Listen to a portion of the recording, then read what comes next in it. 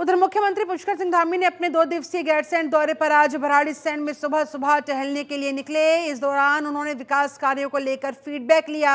अधिकारियों को कार्यों के अंदर तेजी लाने और गुणवत्तापूर्ण कार्य पर विशेष तौर पर ध्यान देने के इंस्ट्रक्शंस जारी किए।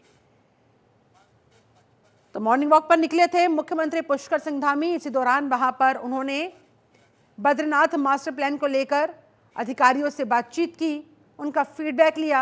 ये मास्टर प्लान का काम कहां तक पहुंचा है, कितना पेंडिंग पड़ा हुआ है, कितने दिन और लगेंगे, क्या कुछ मुश्किलात आ रही है, क्या कुछ चुनौतियां पेश आ रही हैं, इस बारे में उनसे चर्चा की। मॉर्निंग वॉक पर निकले सीएम धामी का ये अलग ही अंदाज देखने को मिला। अन्य अधिकारियों के साथ वो मॉर्निंग वॉक पर निकले थे और इसी दौरान अफसरों के साथ उनकी मीटिंग भी हो गई, बातचीत भी हो गई, उनसे फीडबैक भी ले लिया और कार्यों में तेजी लाने का उन्हें निर्देश भी दे दिया गया।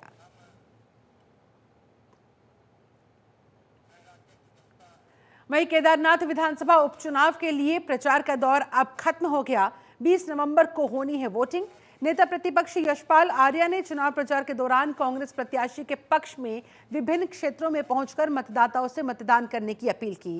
नेता प्रतिपक्ष यशपाल आर्या कहते नजर आए कि मतदाता अब बदलाव चाहता है, कांग्रेस प्रत्याशी की जीत होगी, इस पर एक बार फिर से वो आश्वस्त नजर आए। उन्होंने तमाम मुद्दों को लेकर सरकार को कटघरे में खड़ा किया। उन्होंने कहा प्रदेश सरकार आम जनता के हित को लेकर कोई ठोस कदम नहीं उठा पाई, कानून व्यवस्था को लेकर भी सवाल खड़े करते नजर आए। इसके अलावा केदारनाथ धाम के नाम पर दिल्ली में बनाए जाने वाले मंदिर को लेकर भी उन्होंने बीजेपी को घेरा, प्रदेश सरकार को घेरा। धामी सरकार पर जमकर निशाना साधा। हालांकि मुख्यमंत्री पुष्कर सिंह धामी कई बार ये पहले भी स्पष्ट कर चुके हैं कि दिल्ली में केदारनाथ धाम नाम से कोई मंदिर नहीं बनाया जा रहा, ऐसे किसी मंदिर का निर्माण नहीं हो रहा है। इसके साथ ही नेता प्रतिपक्ष यशपाल आर्या ने कहा केदारनाथ जैसे क्षेत्र में बीजेपी शराब परोसने का काम कर रही है। उन्होंने एक बार फिर से आरोप लगाया कि उपचुनाव को प्रभावित करने के लिए सरकारी गाड़ियों का दुरुपयोग किया गया। इसके साथ ही बीजेपी के प्रदेश पदाधिकारी की गाड़ी से पूरे क्षेत्र में शराब बांटी जा रही थी, इसको लेकर उन्होंने आपत्ति जताई।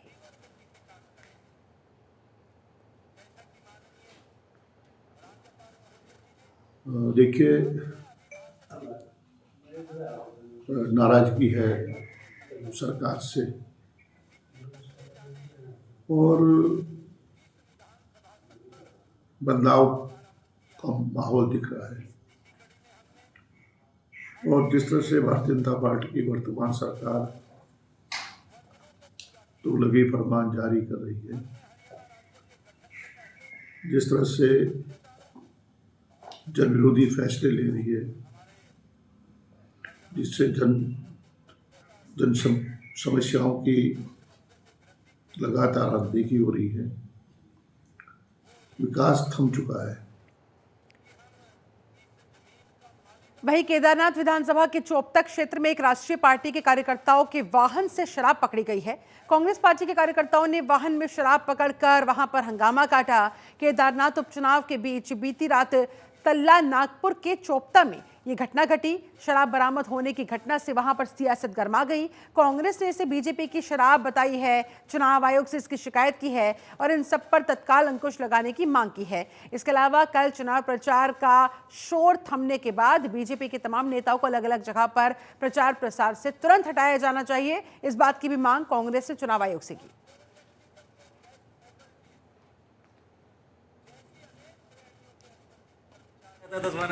हमने आज चुनाव आयोग से मुलाकात की है।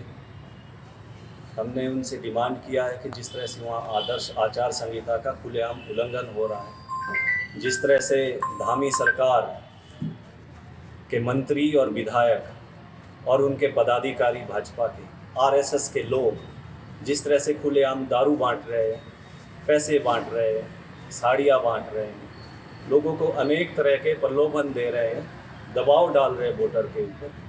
हमने चुनाव आयोग से मांग किया है कि आप इन चीज़ों पे तुरंत रोक लगाए।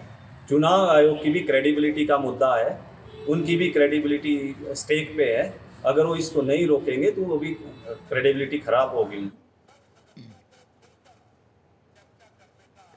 वहीं केदारनाथ विधानसभा सीट पर उपचुनाव को लेकर 20 नवंबर को मतदान होगा, जबकि 23 नवंबर को परिणाम घोषित होंगे। ऐसे में मतदान कराने को लेकर दूरस्थ क्षेत्र की 7 पोलिंग पार्टियां रवाना हो गई। इन पोलिंग पार्टियों को अगस्त से मुनि क्रीड़ा मैदान से जिला निर्वाचन अधिकारी सौरभ गहवार की देखरेख में उनके गंतव्य के लिए रवाना किया गया। उन्होंने सभी कर्मियों से निर्वाचन प्रक्रिया को आपसी समन्वय और निष्पक्ष ढंग से संपादित करने को कहा।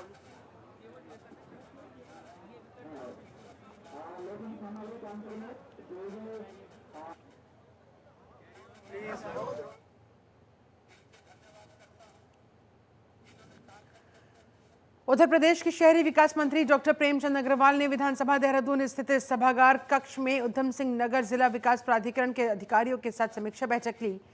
मंत्री जी ने इस दौरान कहा कि उधम सिंह नगर के किच्छा में लगभग 9 करोड़ 63 लाख रुपए में बस अड्डे का निर्माण किया जा रहा है, जबकि खटीमा में लगभग 8 करोड़ 27 लाख रुपए में बस अड्डा लगभग पूर्ण होने की कगार पर है। वहीं काशीपुर में पंत पार्क का निर्माण भी लगभग पूरा हो चुका है। इसके अलावा खटीमा में लगभग 25 लाख रुपए के दीनदयाल पार्क का निर्माण कार्य पूरा हो चुका है। उन्होंने कहा रुद्रपुर में लगभग 51 करोड़ रुपए की लागत से जो ट्रांसपोर्ट नगर को बनाया जाएगा उसे विकसित किए जाने के लिए 46 एकड़ भूमि उपलब्ध करवाई गई है, जिस पर कार्य योजना तैयार की जा रही है।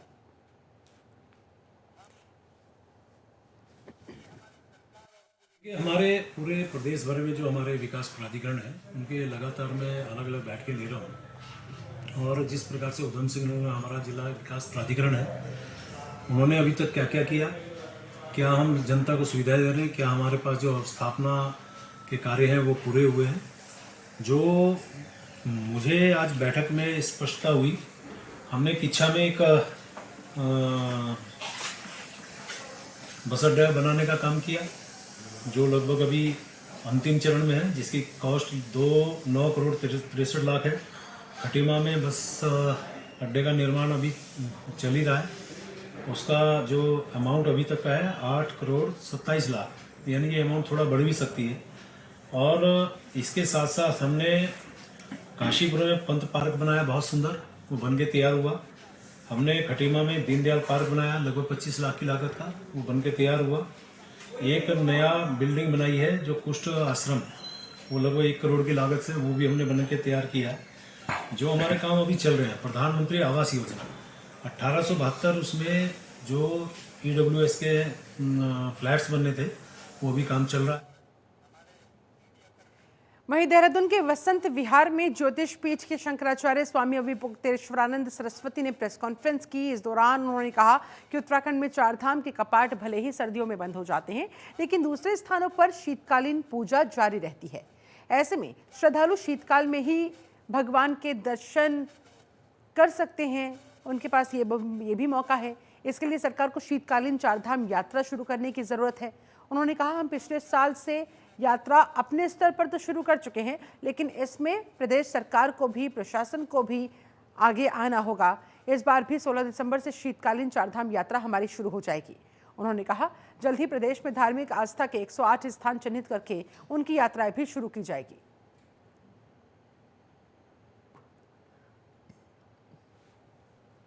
पिछले बार से ही शुरू कर दी थी और इस बार भी पौष कृष्ण प्रतिपदा से 16 दिसंबर से हमारी शीतकालीन यात्रा शुरू हो जाएगी।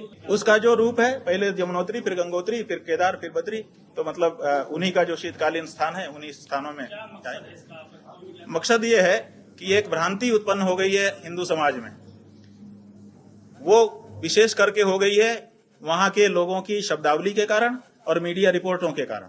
आप लोग ये प्रचार करते हैं, पूरे देश में समाचार भेजते हैं कि पट बंद हो गए, तो लोग समझते हैं कि अब दर्शन नहीं होगा, पूजा नहीं हो रही है। तो ये भ्रांति है, केवल ग्रीष्मकालीन स्थान पर बंद हुआ है। शीतकालीन स्थान पर डोली आकर के वहां पूजा होती रहती है, वहां दर्शन होता रहता है, पुण्य वही मिलता रहता है। तो ये जो भ्रांति उत्पन्न हो गई है लोगों के मन में कि 6 महीने ही दर्शन पूजन होते हैं, बाकी नहीं होते हैं, उसको तोड़ना हमारी यात्रा का उद्देश्य है। देहरादून में जिलाधिकारी कार्यालय ऋषि प्रणा सभागार में जनता दरबार लगाया गया। इस दौरान जिलाधिकारी को आम जनता की करीब 100 से ज्यादा शिकायतें मिली। जिलाधिकारी को प्राप्त ज्यादातर शिकायतें भूमि विवाद और दूरवर्ती क्षेत्रों में बिजली कनेक्टिविटी और घरेलू विवाद से जुड़ी हुई शिकायतें थी। जिलाधिकारी ज्यादातर शिकायतों का निस्तारण मौके पर ही उन्होंने कर दिया, लेकिन कई सारी ऐसे भी शिकायतें थी जिनके निस्तारण के लिए जिलाधिकारी की तरफ से संबंधित अधिकारियों को निर्देश जारी किए गए हैं।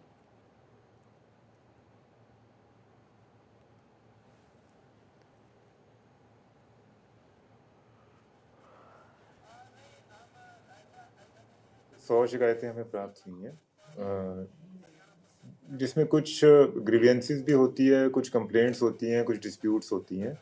तो सभी डाइवर्स नेचर की एप्लीकेशंस होती हैं।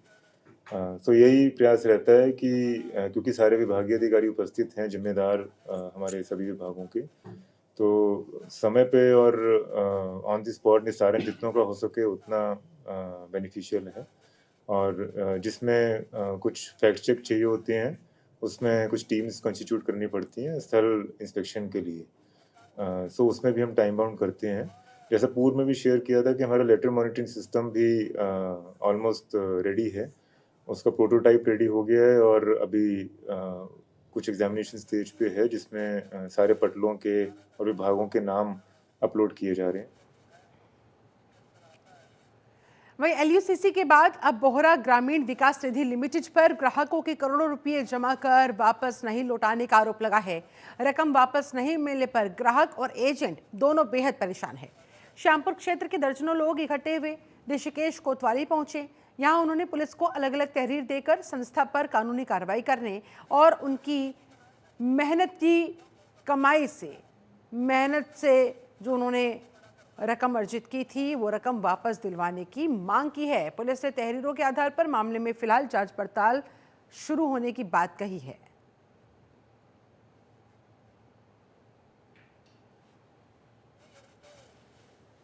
पहुंचे हुए हैं इन्होंने, अंदर जो हमारे SI साहब बैठे हुए, इन्होंने हमें आश्वासन दिया है कि रिपोर्ट हम लिख लेते हैं, उसके बाद कार्रवाई क्या होती है वो अभी देखने वाली है। इससे पहले भी हमारे बतरे लोग एजेंट लोग आए हुए हैं, जिसमें क्या है हमें उस हिसाब से वो नहीं मिल पाया है। यहाँ पे हमारे लोकल एरिया में गोवानी वाला ऋषिकेश एरिया में कम से कम 500 लोगों का पैसा है, करीबन 5-7 करोड़ रुपए यहाँ पे गबन किया हुआ है।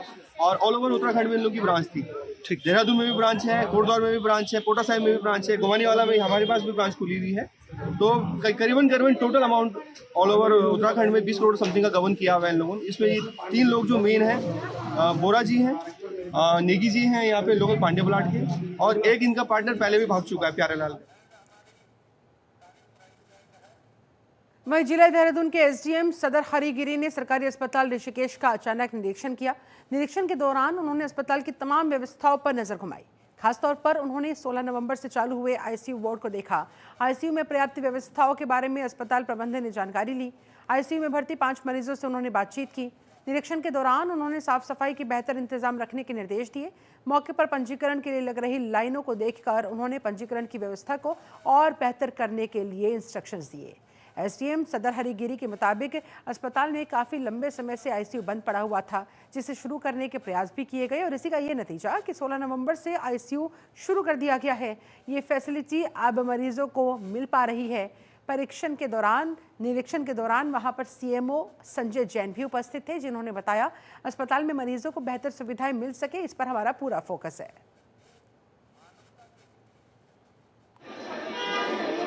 कि विगत माह में DM सर ने इस हॉस्पिटल का इंस्पेक्शन किया था और बाकी चीज़ों के साथ एक ICU का भी इंस्पेक्शन हुआ था। तो उसमें सर ने पाया था कि जो ICU है काफ़ी टाइम से नॉन फंक्शनल है।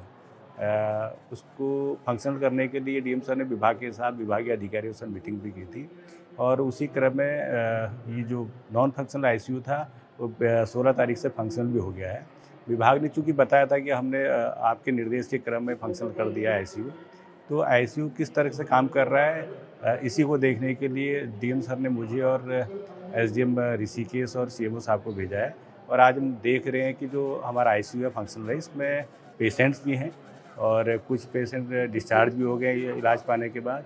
आज भी 5 मरीज हैं जो ICU में एडमिट हैं और वो अपने आप को ICU के लाभ प्राप्त करने और बेहतर महसूस कर रहे हैं। उधर SP देहात में रुड़की सिविल लाइन कोतवाली का अर्धवार्षिक निरीक्षण किया गया। इस दौरान उन्होंने कोतवाली के दस्तावेजों और हथियारों का बारीकी से निरीक्षण किया। उन्होंने कहा आपराधिक घटनाओं पर अंकुश लगाने को लेकर सभी को दिशा निर्देश दे दिए गए हैं।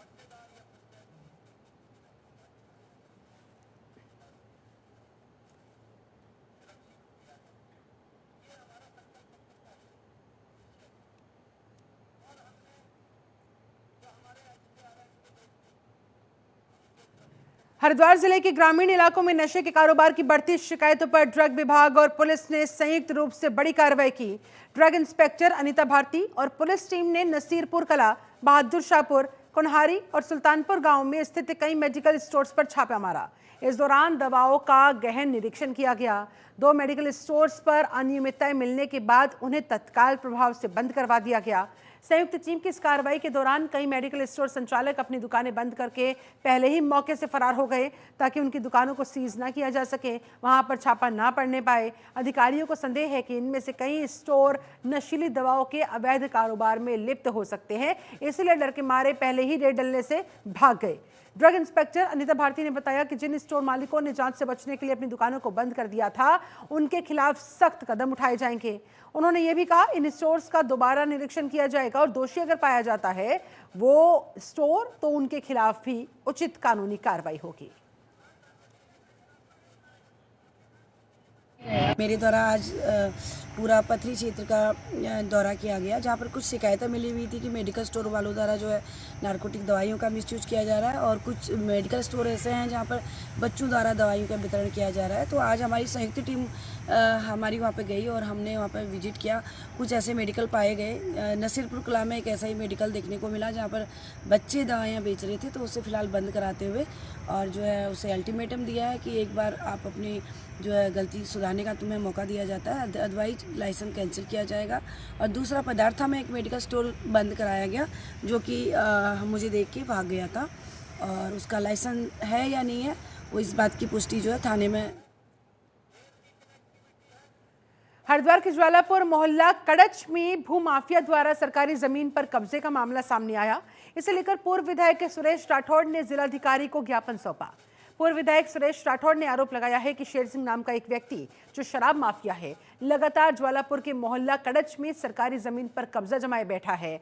उन्होंने कहा शेर सिंह पर पहले भी कार्रवाई हो चुकी है लेकिन अब वो दोबारा से कब्जे की कोशिश कर रहा है। पूर्व विधायक ने जिलाधिकारी से मांग की है कि इस मामले की जांच हो, विशेष टीम का बाकायदा गठन किया जाए ताकि जांच अच्छे से की जा सके। जांच के बाद जरूरत पड़ने पर अवैध कब्जे वाली जमीन पर बुलडोजर चलाकर कार्रवाई भी की जानी चाहिए।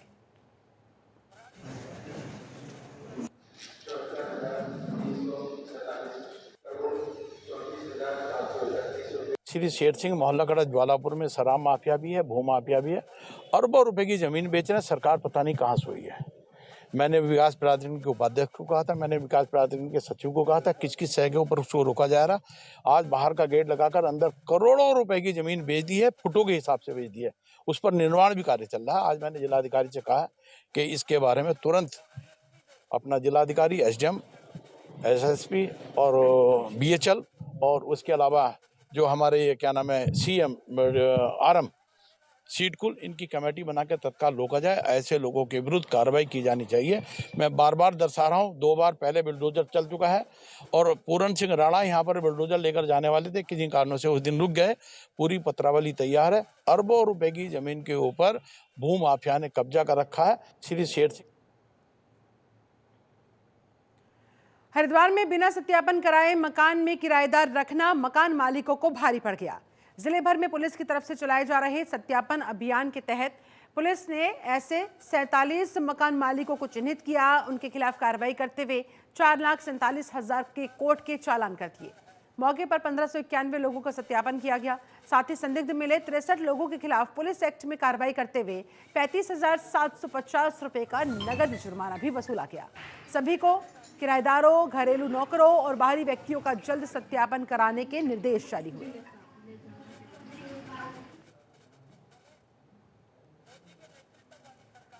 वहीं सर्दियों के मौसम में बढ़ते हादसों को देखते हुए परिवहन विभाग ने इस बार सुरक्षा के लिए खास कदम उठाए हैं। विभाग रिफ्लेक्टर और रोड मार्किंग के जरिए सड़कों को सुरक्षित बनाने की योजना पर काम कर रहा है। सर्दियों में घने कोहरे की वजह से सड़क हादसों की संख्या बढ़ जाती है। इसे ही रोकने के लिए क्षेत्रीय परिवहन अधिकारी रश्मि पंत ने बताया, विभाग ने सड़क सुरक्षा के बजट में इस बार एक नया प्रावधान जोड़ा। इसके तहत विभाग रेडियम टेप खरीदेगा। गन्ने की ट्रॉलियों पर, सड़क किनारे खड़े पेड़ों पर, अन्य स्थानों पर इस रेडियम टेप को लगाया जाएगा। इसके अलावा सड़क सुरक्षा को बेहतर बनाने के लिए विभाग विशेष रूप से रोड मार्किंग पर भी ध्यान दे रहा है। सड़कों को स्पष्ट रूप से डिफाइन करने के लिए सफेद लाइनों पर विशेष पेंटिंग की जाएगी। रश्मि पंत ने कहा, यह कदम न केवल वाहन चालकों को सुरक्षा देगा बल्कि सड़क पर यातायात को सुचारू रूप से बनाए रखने में भी काफी हद तक मददगार साबित होगा। हम अपील तो करते ही हैं रिफ्लेक्टर टेप लगाने की। इसके अलावा इस साल हमने एक नया प्रयास किया है।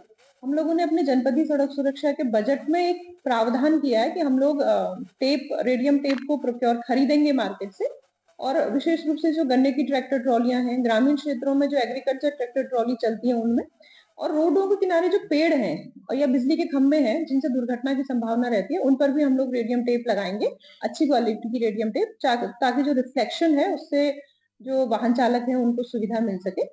इसके साथ ही कल जिलाधिकारी महोदय ने सभी रोड ओनिंग एजेंसीज को भी ये निर्देशित किया है कि कोहरे के दृष्टिगत जो रोड मार्किंग्स हैं जिनमें हम रोड की साइड्स को डिफाइन करते हैं, वो व्हाइट लाइंस को प्रॉपरली पेंट करें। इसी महीने के अंतर्गत उनको ये काम करने के लिए निर्देशित।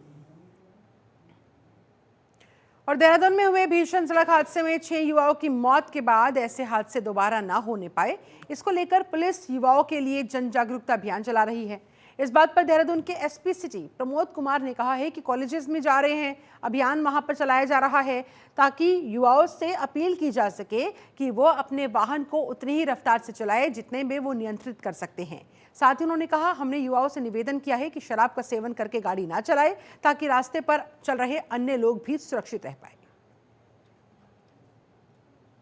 2 दिन पहले जो ये भीषण और बेहद दुखद जो एक्सीडेंट की घटना हुई थी कैंट क्षेत्र में, तो उसी के दृष्टिगत हमारे द्वारा जो है विभिन्न प्रोग्राम में और विभिन्न जो है कॉलेजेस में, खासकर हमारा जो युवा वर्ग है, जैसे कि आपको पता है कि उसमें हमारे जो हैं युवा साथी ही थे जो अपनी ज़िंदगी की जंग हार गए थे। तो उसी के संबंध में युवाओं को खासकर हम लोगों के द्वारा अपील की जा रही है, कृपया करके एक तो अपने वाहन को जो है सावधानीपूर्वक चलाएँ और उतनी ही स्पीड उसकी रखें जितनी कि इमरजेंसी में आप उसको कंट्रोल कर पाएँ।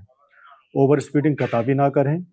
और इसके बाद जो दूसरा एक प्रमुख कारण आता है एक्सीडेंट होने का, ड्रंकन ड्राइविंग। जैसा कि आजकल आप देख रहे हैं कि शराब का प्रचलन ज़्यादा ही बढ़ गया है, तो उसको ड्रंकन ड्राइविंग के बाद गाड़ी को